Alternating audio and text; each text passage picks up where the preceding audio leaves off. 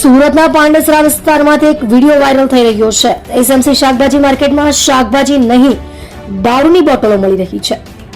સૂત્રો દ્વારા મળતી માહિતી અનુસાર પાંડેસરા વહીવટદાર હરદીપસિંહના રાજ્યમાં આ સ્ટેન્ડ ચાલતો હોવાનું સામે આવ્યું છે।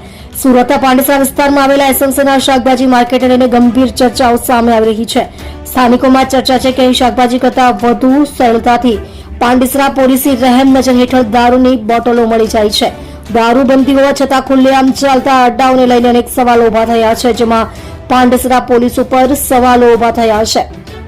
સ્થાનિક લોકોમાં ચર્ચા છે કે આખરે કોની રહેમ નજરથી આ દારૂના અડ્ડાઓ ચાલી રહ્યા છે। પોલીસ કમિશનર સાહેબ, ડીસીપી, એસીપી, શું પોલીસ અધિકારીઓની આ બાબતની જાણ નથી કે પછી જાણ હોવા છતાં કાર્યવાહી કરવામાં આવી રહી નથી? હવે સવાલ એ છે કે પાંડેસરા પોલીસ આ મામલે કડક કાર્યવાહી કરશે કે નહીં તે જોવાનું રહ્યું છે, કે ભીનું સંકેલી લેશે એ જોવાનું રહ્યું।